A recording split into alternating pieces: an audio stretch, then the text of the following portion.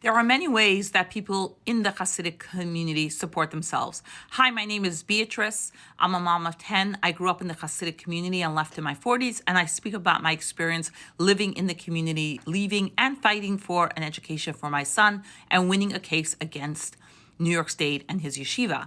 I hope to inspire you by sharing my stories and let you know, no matter your age or where you're from, you can always create a life of fulfillment and enjoyment. The question of how they support themselves is quite complex. So first of all, the idea that nobody in the Hasidic community works is a myth. That's not true. There are many, many people who work. There are some subcultures where the men are expected to study all day. So there are some men studying, but it's a small percentage. In the ultra-Orthodox or the Litvish world, the percentage is a little higher, but there the women often have professional jobs. When we're talking about the Hasidic community, so first of all, there's entrepreneurships, right? So a lot of people are, they start their own businesses.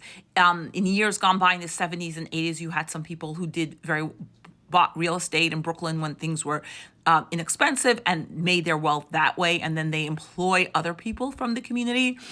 There's a couple of real wealthy people, and then people who are very poor kind of working for these people, and then small businesses. There's a lot of small businesses, and it's it's an economy that very much depends on the community. So oftentimes these businesses will service people in the community. And there is a great deal of poverty. Many in the community rely on government programs such as Medicaid, such as Section 8, to survive, food stamps commonly. And oftentimes you'll have people who you'll look at them, you'll never imagine that they're poor, and they are getting these programs. Sometimes there are people who are earning money and not disclosing it to the government, so they're cheating. That's definitely happens for sure, and is sometimes encouraged by some rabbis as a means for survival.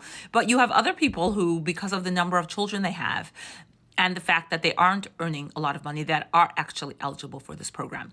So there is definitely a lot of poverty. I know for me, when I got married, my parents were wealthy, so they supported us, right? So because they supported us, we weren't getting an income, we were able to claim programs. So, I definitely was on Medicaid for most of the time that I was married until I started working.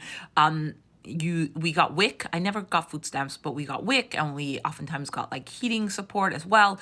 Then later on, my parents built us a big house, and we rented some of those apartments for income.